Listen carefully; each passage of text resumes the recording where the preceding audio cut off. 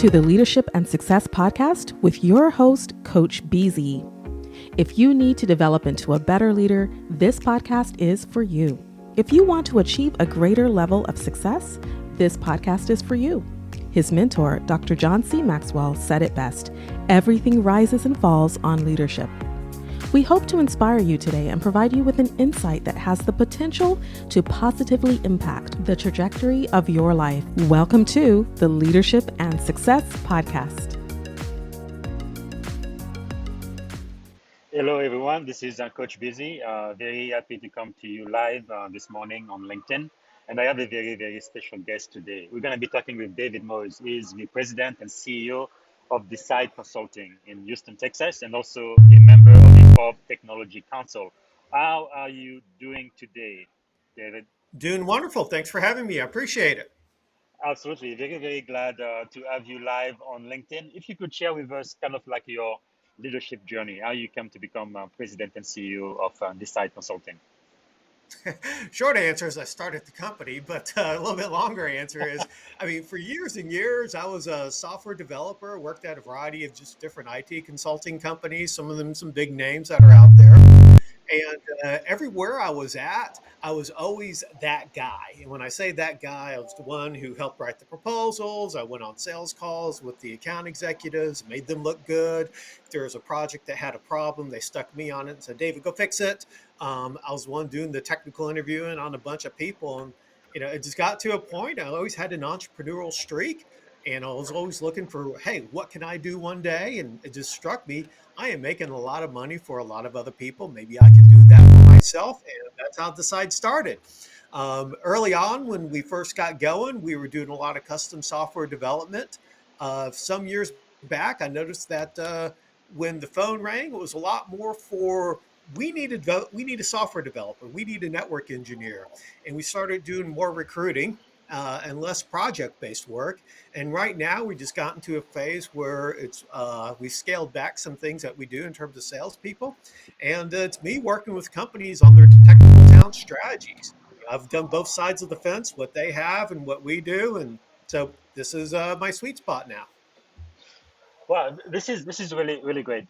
When we talk about leadership, tell me a little bit more about sales, right? Because I have a lot of people who follow me on LinkedIn, and they always feel kind of strange about this sales stuff, right? Selling services or products, or sometimes even selling themselves. What did you have to learn about sales in order to be successful, especially being an entrepreneur, kind of growing your own business? What did I have to learn about? Repeat the Yeah, question. about the sales process, just being able to go out there and sell, right? Because to me, sales and marketing are kind of like the heart center of any business. And I feel like anybody who wants to become a leader really needs to learn how to do marketing and sales. And yes, you do. And it's difficult. A lot of people out there, especially in technology, they're good at something. They can really provide value to a lot of companies and their employers. And they know that they're good at something. They're the person on their project that just gets things over the finish line and completes the task, and who the companies are relying on. But then to start convincing other people you can do that and getting the word out there, that's tough. It's difficult. A lot of tech people are somewhat inwardly looking about their products and technology. They're spending a lot of time learning about new things, and there's always something new coming out there. But how do you actually start dedicating time to, I need to communicate my message out there? At the end of the day, it is nothing more than just a commitment to getting that message out there. And that message could be hiring a third party to start making phone calls and doing some marketing for you. You going out there and posting things on LinkedIn. How much do you want to dedicate to it? Whether you want to keep it internal with some guerrilla marketing tactics, or bring in third parties. All the companies that do this, wind up doing some combination of all the above. But at the end of the day, if you're an individual, you have to decide, this is what I'm going to do. Find your specialization, find your value lane that you provide the most, and start. Start. Take that first step. Do something. Yes, definitely. I think it is very, very important to get started, right? Many people sometimes they talk about paralysis by analysis. And what sometimes happen is people have a lot of great ideas, but they never take action. So definitely taking action is extremely important. Now, once we do, especially if you are working on a very noteworthy project, more than likely you can do it all by yourself, right? You're gonna have to develop a team. How has it been for you, kind of forming teams that work closely with you and effectively in order to accomplish the mission of your business? Yeah, that's a big challenge. I would say when it came to forming technical teams, that was always something I had a knack with. I could tell, who was good, who wasn't, who was going to provide some value, who was going to be dragging the team down. Um, you could, you want to surround yourself by people who are going to provide the value. When it comes to, a sales team and other people around you, from a technical person, that's a tougher thing to figure out. And at the end of the day, it's some trial and error. Is really you need to make some type of uh, key performance indicators. This is what I'm expecting you to do. This is what we're going to be seeing in 2 months, 3 months, 4 months down the road. And if we're not going to meet that, do you need to move on? Do you need to provide them with some different things? Those are tough calls. Those are tough calls. Related to that, I would actually say, and you kind of see some stuff behind me, core values. Maybe Mhm. what are you as your company, if you're starting off, define some core values. And one of the better pieces of advice I ever got was stick to core values, hire to them, fire to them as well. And that's the tougher one to do Yes. because you have to decide if this is what we just stand for. This is what we're going to do. Action is an example, action over here. It's, Yes. I want people who are going to be acting every day and always moving forward, always progressing. There's a lot that's behind that. Um, so decide what you want to have, decide what it's going to look like, make it sure it's reasonable, and then hire and fire according to those. Yeah, I think that is quite critical, especially fire according to your core value. Because I've worked for quite a lot of businesses so far, and they all have core values on the wall everywhere. And they tend to hire by them, but not always fire. Right? When people do not exhibit those value, they tend to stay, and sometimes they even get promoted, which I think lowers the morale for everybody else. Can you tell us more about that? Yeah, too many times, I mean, everyone's seen this. Oh, we want to provide the most outstanding customer experience, so we can. Okay, I mean, yeah, that's great, and it sounds good, but it doesn't hold a lot. And if you're looking to start off and you're saying, what would I fire someone for? That suddenly makes it much more real. And you still want to throw in who do I want to hire for, but when you're hiring, everyone sounds like they're really good. Everyone's promoting themselves the best, but once they're around for 2 months, 3 months, you suddenly realize, oh, there's a divergence about you know what they were in the beginning. Sometimes they realize things about you, and they didn't completely understand what you were looking for. So it's hiring and firing and thinking about, when I'm coming up with the core values list, what would I hire for? What would I fire for? It just makes it very real to you. Well, I really like what you said. One of my mentor, Brian Tracy, always talked about zero-based thinking, right? What would knowing what I know now, what needs to change, right? Yesterday, I did something based on the knowledge I had, but now I have more knowledge. So knowing what I know today, what needs to be different? What do I need to do that is going to move myself forward? And I think sometimes some of those tough questions that leaders really have to ask and have to be very clear about. So thinking about yourself, like maybe in your 20s or so, just getting started, knowing what you know today, is there anything that you would have done different? Talking to your 20 something year old today. And that's a long list. So, boy, there'd be a lot of things. Buy Amazon early, buy Microsoft early. Besides that, so it would be just focus on what you do best. Don't get distracted by different things and different advice. Sometimes you get talked into going a slightly different direction. It may sound good at the time, but when you get off of what's true to what you do best and true to what you know is when things start falling, going different directions and you're losing control of it. So just be careful about knowing what you're best at and sticking to that, coming up with your plan, sticking to that. Um, and just watch the advice of people that you're talking to. Do they have your best interest, or are they trying to get something better for themselves? um, Yes. and I've had people that I've worked for, and they it was more about what they could get out of it. And granted, every employee that you hire, they need to get something out of it, but it needs to be a two-way street. You can't just be giving somebody to something. They need to bring something to the table for you. um, ideally it's going to be symbiotic, and everyone wins, but you just have to make sure that everyone wins, not just one party, including yourself. So Wow, that is very, very insightful and wise. Knowing yourself, your core value, who you stand for, not trying to be something different just to please somebody else. And I really like also adding value to others and others adding value back to you as well. Now, being an entrepreneur, like I had a couple of friends who now become founders. And one of the challenges I've seen is raising capital. How in the world do you raise money for a new venture? Anything you can share on that? and you said raising capital. Yes, as an entrepreneur starting a new venture. Yeah, that's a interesting one. I would say when I got going here, it was a bootstrap type of ordeal. It was just growing slowly. I talked to some people about some capital, and I mean, just my experience at the time was that was a treadmill. And when I say treadmill, it was always somebody saying, "Well, go write this up for me. Go write that up for me." And I realized all I'm doing is writing something up based on a whippet or a flippant comment that they made in the last week or so.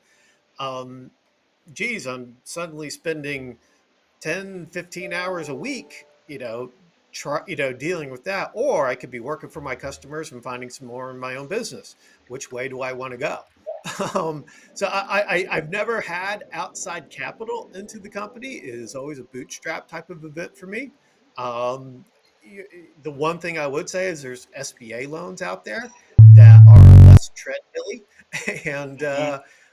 if you want to go that direction, that's absolutely a good thing. We've taken advantage of that before, much later on when I wanted to expand some salespeople and expand some services at the time. But for the most part, it was we we we bootstrap things here, and yeah, yeah. So external capital sources just quite never my thing. No, no, that is very, very important to know because whenever people invest into your business, sometimes they make you change it, right? And they definitely want a return on investment, and sometimes you kind of lose ownership and even the ability to make future decision on which direction you should go. So definitely something to be very concerned about. Now, looking at your LinkedIn profile, you've pretty much been in consulting forever, like for the past 20 plus years or so. Are there any benefit in being a consultant as opposed to being like a full-time employee and working for just one company? Like what benefit have you seen in your career always being in a some type of consulting firm and then eventually starting your own business? Yeah, it it wasn't really by design. I did that when I started off way back when with one of the big eight consulting firms, which is what they're were called then. It's four now. Um, I started at one and got recruited by another, and then went to another. Um, at each step of the way, I was always working for companies that were surrounded by their full time employees. um, the consulting world just gave me exposure to more projects, more cultures, more environments. And I would say one of the big wins for me was that we learned, or I learned, that the problems at company A are the same problems that they have at company B. And a lot of people were at the companies and say, "Oh my gosh, look at us! We, don't like this, don't like that." And hey, it's the same thing wherever you're at. So, I mean, it's the same type of problems. I mean, they may come in different colors, but at the end of the day, the variations about what you see at one company versus another are not that great. So, just the consulting background always, exposed that to me. I've enjoyed working for myself. I've enjoyed having my own freedom. At times when I'm doing this, it definitely, there are days that are frustrating, and you're thinking, "Geez, wouldn't it be great just to get a job and go somewhere and I think show this up?" work Yeah, less doesn't have pressures, this. but at the end of the day, I wouldn't know how to do anything else. Well, that is very interesting to know because I've been in consulting for about maybe 5 years or so, and I noticed, especially as an IT guys, you get so much more out of 1 year of consulting than you would working for just one company for a year, right? With all of the clients you have, it's just amazing the experience and the diversity of just things that you get exposed to. And I have so many people on LinkedIn who ask me, how in the world do I get into cyber security and get experience? And I always advise them to become a consultant because you're going to have so many clients and see all types of different technology stack, and you're going to learn so much more than you would if you were just working for a single uh, company. But anyway, Yeah. that's pretty cool. Now, another thing we do have in common, we are both members of the Forbes Technology Council. How did that happen Yes. for you? It's been a good experience for me. Yeah, at first I stumbled upon it, just someone I knew and saw that they were writing these articles for Forbes. And I'm like, hey, how'd they do that? And my original goal was just to get some exposure for the company and for myself. Just get our name out there, just have a place to write content. I was already had created a lot of technical content that we had posted on our website. So I was, already in a mode of I could sit down and crank out 750,000 words, which is something you need to be able to do if you're going to take advantage of the Forbes Tech Council. Um, but it's just been a really good experience having your name out there, having it associated with Forbes. You posting your stuff on LinkedIn. I get to meet interesting people like yourself, and come across that and find out what they're doing. And so, from a just a name recognition and marketing awareness, brand awareness, it's been a good thing for us. Yeah, and I think like there are really a lot of benefit in being a member of the Forbes Technology Council. Probably my number one benefit is the ability to network with CEOs and C-level people really across the entire world. That's been really rewarding, making connection. Which one is your favorite benefit so far? You definitely talked about the ability of the opportunity to write as well. Just the brand awareness for myself and the company has just been the main thing. Uh, yeah, just I which leads to the networking component of it all. Yes. I've had things out there. I wrote one article a while back, and some guy at Google, uh, reposted or shared it on LinkedIn and reposted and wrote some comments about it. And he was pretty high up in the organization. I was like, Yes. oh, okay, thank you. And I don't know if that guy would have taken my connection or ever traded, exchanged anything with me. So just the awareness leads to the networking connections and all that. So, Wonderful. Okay, now we are coming to the part of the podcast where I ask you my 7 favorite questions. Starting with number one, all right. what is the greatest lesson you have learned? Stick to it. Just you always have to work through things. Just whatever you decide to do, put some thought into is this what I'm good at, what's good at, what's best for me, what's best for my company, and just making a plan and sticking to it. Yeah, sometimes it's a grind, and sometimes you doubt yourself. But at the end of the day, if you went into this and you know what you're doing and you're good at it, stick to it. Don't let it anything distract you from it. Hmm. So, what do you think is the secret of your success? I'm going to tip my hand to one of your other questions. One of my background, I used to be a fairly competitive runner.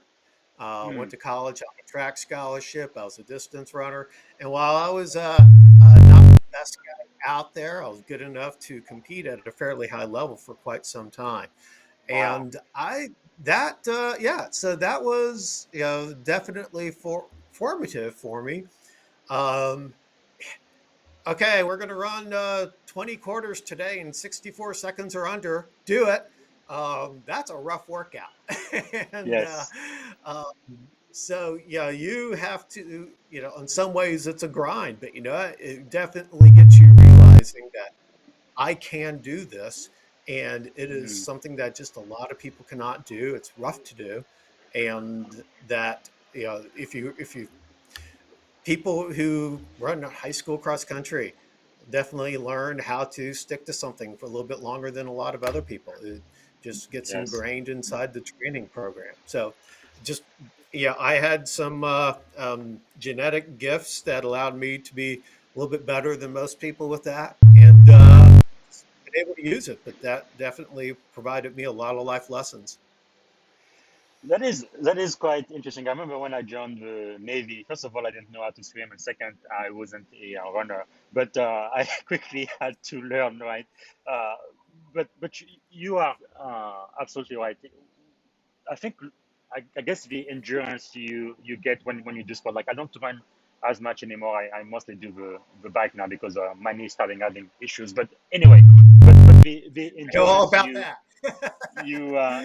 get right. And lately actually I've been trying to do yoga with my wife and so forth, which is actually very very nice. I used to think it was for sissies or something, but no, it's actually very very good. It really works on your stamina for sure. But I guess what I'm saying is when you exercise like that, the you learn to endurance, right? Just to go for it. Sometimes I remember the very first time I had to run just a mile, and but halfway through it, I thought I was gonna die. It's like I can breathe, I'm gonna die, I need to stop. But it's like no, don't stop, keep going, and then before you know it, You you can are keep able to going. achieve it, Keep going. right?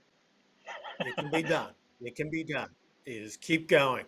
So And you can definitely apply that in life, work, school, or no, whatever else you really set your mind to business. Like keep going, you've got this, right? And so, what is the greatest leadership advice you have ever received? greatest leadership advice. Um, yeah, I'm going to go back to the one I kind of shared earlier. Just Mm. what are core values? Hire and fire to those. That was one that I was with a business council or a different one at the time, and we had some Mhm. speakers, and that was something that definitely stood out to me. And I really enjoyed that one. So decide what you stand for, and in your business, hire and fire according to those. That is so important. So, question number two: what are you learning now? I know leaders are learners. Yeah. Oh gosh, I'm curious about so many things. Technology wise, there is always something new coming down the pipeline. I would say the thing that's really kind of been on my radar lately is just low code, no code tools. And Hmm. inevitably, we are seeing a lot of companies. Digital transformation is the phrase that everyone's using these days. What exactly does that mean? At the end of the day, it means that we have a bunch of IT projects all going on at the same time. And odds are one of them is dealing with agile and moving everybody to agile, moving something over to DevOps, and covering a Hmm. lot of other things with that. There are a lot of new technology solutions that, my version is that they're really covering a lot of the last of a lot of applications, Hmm. or they're appropriate for smaller companies. Every company is a software company at the end of the day. Every Sure. company is a software company. And you know what? And here's the analogy I use. Two restaurants, they're both good quality, they're both in good locations. One of the companies integrates very well with all the food delivery apps, has some type of texting main devices Hmm. where people driving up, they can actually say, I'm in spot one and food comes out. People who integrate with their social media. You don't have to go out and spend a lot of money on integrating these things for a restaurant. There are a lot of these low code, no code solutions that can get you to that place. The one restaurant that has invested in some software and some technology to do that is going to surpass the revenues of the one that doesn't, even if the food, all other things being equal. And there's Sure. no other, easier mom and pop example of a business than a restaurant. So if a restaurant can do something like that, what can all the other companies do? And yes, the bigger budget items are definitely something that's out there, but you can do a lot with these low code, no code solutions. Even the biggest companies can do a lot of things. Because at the end of the day, your IT department and the software developers, there's only so many people there, and they're focusing on the big projects, and there's always that long list of everything else that needs to get done. And you knock out a big chunk of that list with some low code, no code solutions, and just seeing how they work and understanding it and getting some demos is something I've just been spending some time on, and really understanding just the power of some of these of these platforms. And they could do some really interesting things for some companies. But I really like what you said. I think it was in 2014 when I moved to Silicon Valley where I really understood that, like you said, every company is a software company. Some of them just don't realize it yet. But even when you Yeah, think about cars, right, like Forbes, it's nothing but a super computer on wheels. If you think about Walmart, it's really a technology company. It just happens to have a bunch of stuff and merchandise for sale. But yeah, everything we do today, technology is pretty much the basis for it. Wow. And what is, you think, the greatest investment you have made in yourself? greatest investment in myself, just me taking time to educate myself on new things. And when I was programming and taking the bus to work, I was the guy who had the programming book on the new technology. I would always invest a lot of time in just learning something new. Always had a new book, always reading something else, always getting some code samples. Even we're talking about low code stuff these days. It's become a habit. Uh, it's always allowed me to try and stay a step ahead of everything else that was going on and to come up with some new ideas. I mentioned early on, I was that guy who was always the one going out and going to salespeople and coming up with the solutions. Oh, this is broken, stick David on. Well, that was why. And because I was always investing myself in trying to stay a step ahead technology wise. And you can't learn everything under the sun, but you can, as you start digging into it and you're reading about something, you read an article and you say, hey, here's something new that's coming that's related to what I'm doing. And I just always had a list of this is what I'm going to learn about next. And then after that, it's going to be this. And I changed things on the list. I guess something else cooler or neater would come up on it. But yeah, it would always be investing in learning something new and staying curious about it. Wow, that is so true. I think almost every success person I've ever seen, they always learning something new, and they also use. I think Tony Robbins is the first one I heard use this word net time, no extra time. Whatever time you have where you are free, your brain is free to do something else while your body is doing something completely different, like even working out, driving, or whatever the case might be, and you can be listening to tapes or Yeah, learning something. podcast. Yeah, Yes, listening to a yeah. podcast Used like to this be, one, used absolutely. to be tapes and CDs. Now it's a podcast, Yes, which are great. So yeah, I always got a running list of podcasts going on. So absolutely. And this podcast, by the way, should be on everywhere podcasts are found in about 2 hours after we are done. And that is so true today. It's just amazing how technology has really changed everything. So I know for every person who's successful, that's what people see. But you must have had to have gone through some type of failure to get to where you are now. So how has failure shaped your life? yeah, yeah, it's inevitable that things aren't going to work out. Um, personally, business, it does. You just realize that um, just some things are not going to work out. You maybe thought they did. You learned something new along the way. The economic horizon changes, the events in your life change. It is knowing when to pull it and when to stop. And that's a hard one to do. A lot of people wind up just beating their heads against the wall for a long time. It's so I mean, I have erred way too many times on sticking something out too long. Uh, and maybe I should have stopped with this business idea earlier, stopped with that relationship earlier, um, fired that person earlier. Yeah, none of those are good. And sometimes I have to look in the mirror and say, what do I need to change? And maybe I need help figuring out what I need to change. Um, so, I mean, failure just it's a teacher. It's hard to really realize when you're at the point of I need to make a change, and sometimes that changes you. So at the end of the day, I'm a big believer in just people getting therapy and counseling and seeking that out. Don't make the assumption you have every answer. Do that personally, do that for business. You're going to be the better off for it. But once you feel like you've uncovered everything, you really have a good idea and you've sought outside counsel, it may be time to call some things. And it could be, yeah, just changing business course or letting somebody go. But it's going to happen. It's going to happen. And, Yeah, there's the part I'm talking about earlier. You got to stick with it, stick with it. Um, you don't want to get lost in that to the point of I am I'm hurting myself now and I'm hurting the company. I'm hurting my family. You don't want to do that. So knowing where the absolutely. boundary is. Yeah, and something you also mentioned, right? One of my mentors used to tell me everybody should have a therapist, and I believe everybody should have a coach as well. And sometimes they can really help when you kind of stuck, because I feel like we really have all of the answers hidden in us, but sometimes you need help from somebody else to kind of elicit that answer from you, just to bring a lot of clarity in what needs to be done.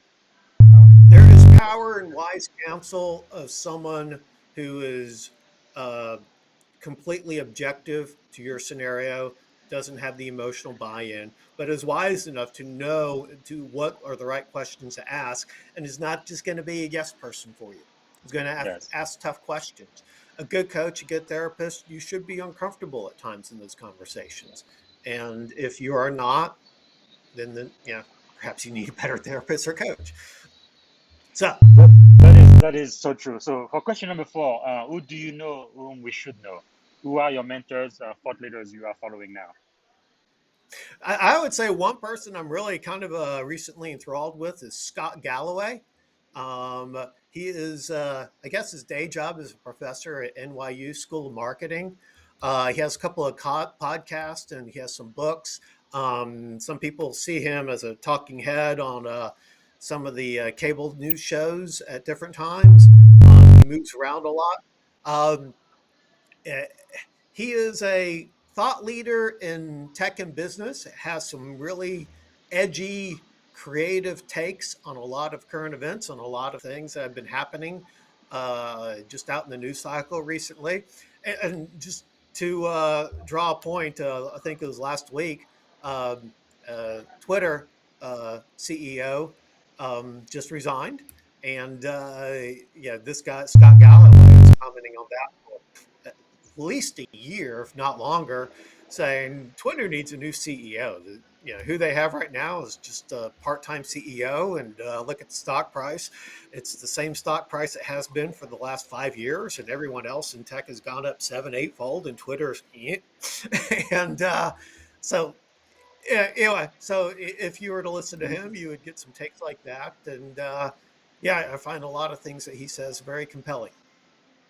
Nice. Yeah, I found him, Scott Galloway, clinical professor of marketing at New York University. Looks like the latest book he wrote is post Corona. Definitely Yes, someone we should follow. Uh, yeah. anyone else you'd like to mention? Um, besides BZ, no. So yeah, he is one I'm really paying a lot of attention to. Just other podcasts I really kind of enjoy and kind of keep me up. Um, Business Sure. Wars is one I really enjoyed that provides a lot of history about different things and certain things that have gone on and how companies got to be where they were and Hmm. how one company and began to coexist or not coexist with another. If you want the history on Coke versus Pepsi, that's a good place to get it. But it's Yes. also a whole lot of eBay versus PayPal, what happened with Mhm. them way back in the day. So these are some, some historic things and some recent things that are really good things I've enjoyed. So No, this is great. Really, using modern history, right? History we've been living and really learning from this business. Like one that always baffles my mind is Blockbuster and Netflix. It's really crazy how they had the chance to purchase Netflix for they've almost done that. nothing. Yeah. Yeah, in fact they specifically did Netflix versus Blockbuster. Yeah, they dug deep into that.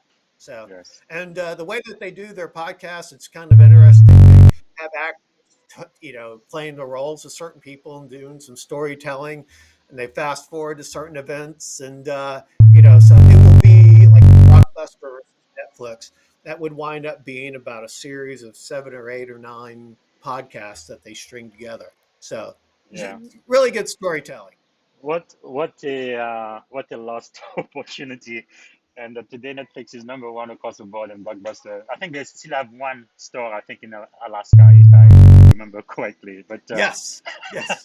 it used to be in every city, everywhere in the US. Actually, one of my mentors, she was president of Blockbuster.com at the time. And no, her superior completely ignored her, and they decided to go a different direction. But anyway, she left the company. Like they say, the rest is history. So, if you could choose three people to have dinner with you, who would you choose and why? And there could be people from history, that don't have to be contemporary. Yeah, I tipped my hand earlier on that one. Roger Bannister, Jim Ryan, Alberto Salazar.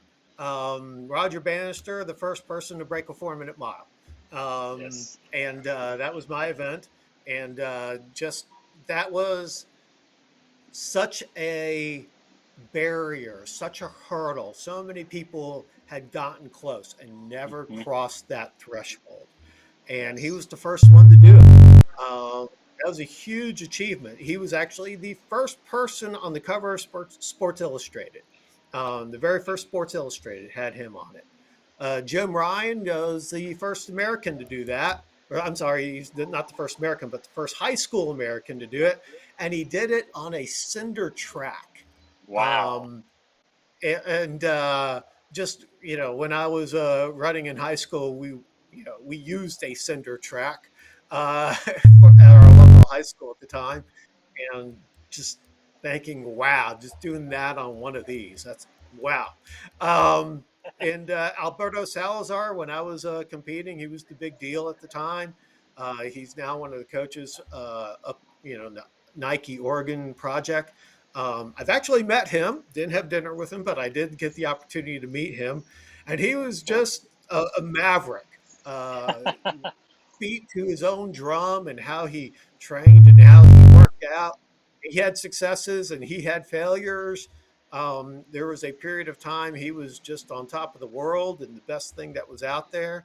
Um, and he's had some controversies recently, but he's still one of my idols, for a long time. Wonderful. And so, yeah, just there's a lot to learn from these guys. And we talk about the persistence thing. These are individuals Yes. who could talk quite a bit about that and talk quite a bit about how to overcome mental hurdles.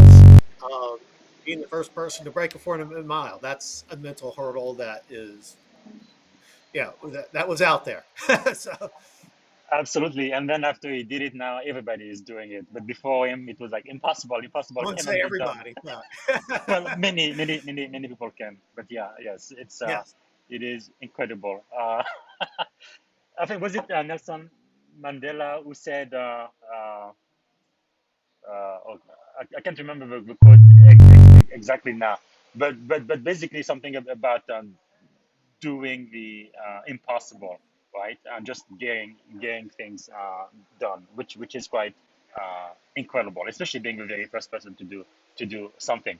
So, what have you read that we should read? What are some of the best book you've read recently?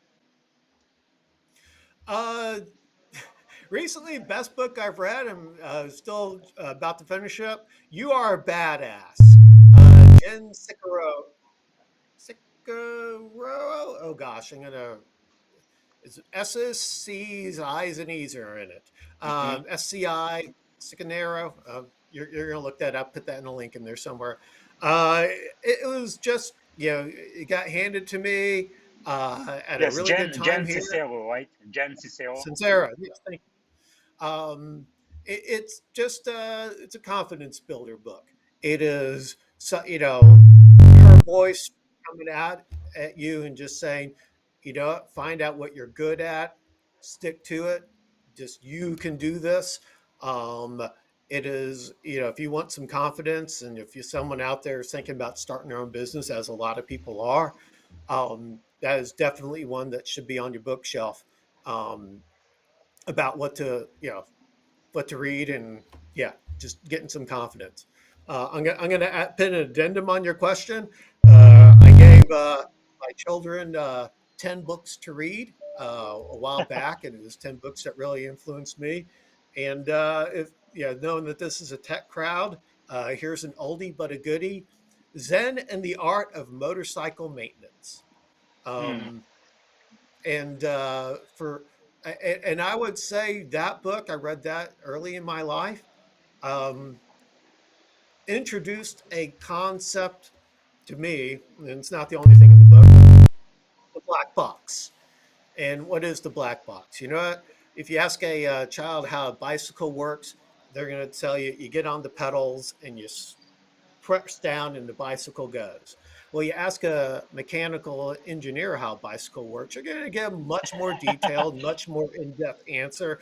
And they're going to talk about torque. They're going to talk about friction. They're going to, just a lot of things that they're going to start bringing up and telling you how every component and gears and everything, how it works. At the end of the day, if we're in technology, there's always a smaller black box. And if you keep on understanding what's inside of this and what's inside of that, and just try and understand the next level, you're going to be able to just compartmentalize technical problems a little bit better and learn how to solve things a little bit better and just know I need to dig into this next layer. Um, Wow. so anyone, yeah, youthful in their technical career, Zen in the Art of Motorcycle Maintenance. That is very nice. Thank you. Thanks so much for making those recommendations there. And for question number 6, what have you done that we should do? What is one action you've taken that has positively impacted your life? I have just always, I feel like there's repeating, but just stuck with it. Mm. Always willing to grind, always willing to do something more to keep the vision going. Um, the yeah, some advice I should probably take care of or take heed more myself. Take care of yourself.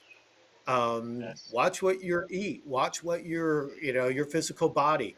I'm carrying around some extra COVID weight at the moment, but for the most part, I've been a guy who's been pretty fit my entire adult life, and yep, just pressures and things like that, and life getting in the way. It's easy to get off of that bandwagon about taking care of yourself, and the older you get, the harder it is to get back on. And that's advice I need to take for myself. But take care of your physical body. It's the only one you got. Do a whole lot with it. Keep it tuned up. um, Yes. yeah, yeah. Have a That treat, but is be careful about it. that is very, very wise.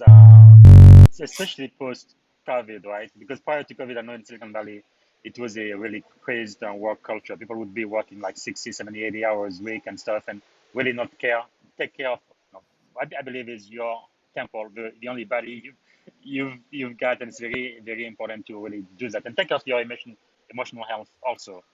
Um, Yes. Absolutely. And so, what is one action you are thinking about taking that you believe will positively impact your life in the near future? What Anything action I'm comes? going to be taking? Yes. Anything you're thinking about taking? I would say that where I'm going, with the company and career wise, it has. I am talking to more and more companies about their technical talent strategies. I have, you know, I'm unique in a way here. I've done a lot of recruiting for companies, but I've also got the technical skills, and I've been in their shoes where they're hiring. There are a lot of, go figure, most tech people and IT managers and things like that only hire when they're trying to fill a spot, how many times a year. And a lot of recruiters have no idea what a lot of these things are. And they, Hmm. put this, a lot of recruiters think agile is a software product. Yeah, I mean, if you think that, well, there's a lot of other things. I'm not gonna, Yes. that's not meant to be a ding on recruiters, because their job is to try and find people. But at the end of the day, there's a lot of people who are doing recruiting who are just matching keywords, which is part of the job. And someone who can match a little bit better is better than someone who cannot. But understanding what people are doing and matching that to companies, it is such a really different type of market now than it ever has Hmm. been before. The number of IT jobs is going to be doubling in 10 years. I actually started saying that in 2017, and so far from Wow. 2017 to 2021, it's on pace. Um, Yes. During the worst of the pandemic, the unemployment rate for IT people only went up to 4.3%. Wow. That was the second lowest segment of the economy, and the only one that had a lower unemployment rate was legal. Hmm. And when you think about, there are certain segments of the economy that had a 37, 38% unemployment rate, 19 only went up to 4.3. I mean, when we're at 4.3 as a Yes. whole, man, we are cooking as an economy.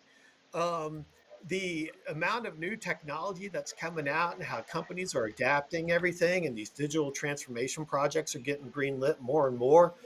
The demand for people with tech skills has never been higher. It's Hmm. only going to get more and more, or more and more demand. Sure. And posting a job on Monster and LinkedIn, or Indeed, just isn't enough anymore. If you're really looking to expand, you really need to hire technical people. And companies need to realize that it's changed in the last 18 months. A lot of companies were behind in terms of what they're doing to try and bring people in, even more so now. It's just the great resignation, the great reassessment, whatever we want to call it. What people want, what people are demanding from their jobs is very Hmm. different. And if technology is important to your company and you want to grow and you need the talent to do it, uh, things that you have to go about to get these people to come to you is a little bit different. So we are increasingly talking to more and more companies about not just, yeah, we can help you recruit, but you know what? You need to think a little bit different about how you're going to bring people in and how to keep the people you have, Yes. which is very important. So yeah, we're Yeah. doing more and more of that, and yeah, just trying to find more companies that want to talk to us. And Yeah. Like yeah, we're talking about the great resignation now.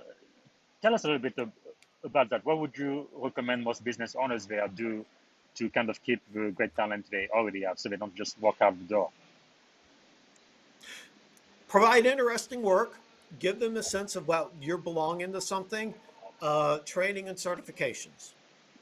Yes. And when I say interesting work, I mean, if you are, hey, we want to uh, change how we're doing the file share on our network. Okay, we're in the wrong talking. I literally just heard that a couple of weeks ago. I'm like, oh gosh, who's going to want to work on that? No one wants to work on that.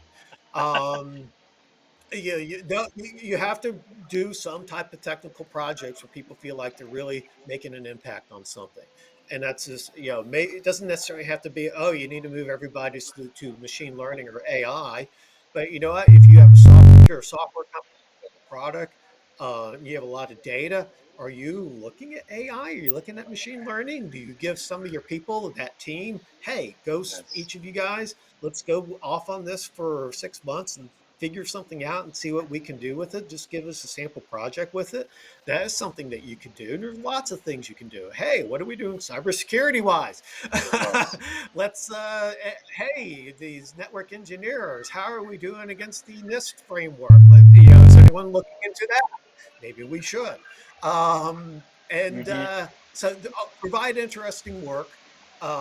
Training and certification, that's gold right now. Certification training, that's currency to technical people. Wow. Certification and training is currency to technical people. And if you are a place that is investing in people, you're able to give them some of that. That's a draw. People want to go there. I would say just on the infrastructure side, people working on the cloud, the hardware, the cybersecurity, certifications is highly, highly important. That's what companies want to hire based off of. If you're on the software development side, Mhm. exposure to different technologies is really what companies want. So think of it in terms of that. Um, and above and beyond all that, people want a sense of purpose. They want to belong to something. They want to feel like Yes. they're really making an impact, that their work has something to do. Um, yeah, yeah. We have one client that we're working with right now, where they're involved in the food supply chain. They have software related to that, and when we're recruiting for them and talking to people about going to work for them, uh, that's an easy sell. Supply chain's in there. Do you care about what you eat? Do you go to the store and you look at labels? And if you do, you're going to have an impact on some of these things. Okay, this is a sense of purpose that we can really push. And if you are in a business like that, that's great. Another client that we had, um, they made they were in fracking, and Mm. or in Houston, and people are going to be into that. But we'd have Yes. absolutely talk to some people. I don't want to go there. Well, then we sell what they're doing technologically wise, and we that was the pitch. Yes. So just you have to get people something that they want to believe in. A lot of companies are sitting on some really interesting products they could push more, or businesses Mhm. that they could really sell the mission of that business. um, find out what that is, make it part of the reason for being there. You're going to have an impact on this event. So, Wow, that was very impactful. Thank you so much, Dave. I think a lot of people in the audience can definitely use something and apply it now. Uh, if you had one and only one day to live, what would you have liked your final contribution to be? it's really just imparting everything I know that's good onto my children. Beautiful. um, I've, at the end of the day, I've hoped I've, you know, helped some people get some guidance in their careers and understand certain things that have gone on and made some better career choices. But at the end of the day, it's about my family, it's about my kids, and if I am, you know, imparted this knowledge upon them, hopefully I don't wait till the last day of my life to do that. And I'm trying to do that more every day. But it's that's what matters when it's all said and done. Yeah, I think that's definitely one of the most important thing in life, right? I've never heard of anybody on their deathbed saying, "Oh, I'd like to spend an extra hour at work. I'd like to finish an extra project."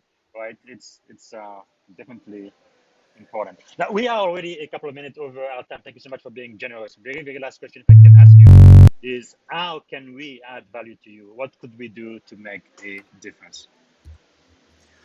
Yeah, if you're a company, you're in technology, you have a software product, you're an MSP, you have a big IT department, and you're probably realizing we're having people walking out the door. We're not too sure why.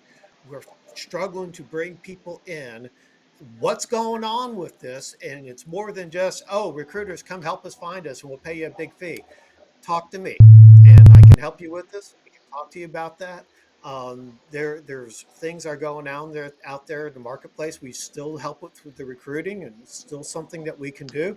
But we are talking to more people about here's what's going on in the technical talent market. You need a strategy to actually start bringing these people in.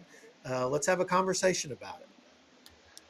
Good. Thank you so much, David, for your time. Really appreciate that. And we have both your LinkedIn profile and the link to your business in the description of this podcast. Again, in a couple hours, you should be able to find it everywhere podcasts are found. And thank you so much for your time today, David. Really appreciate it. All right, Thank you. my pleasure. Enjoyed.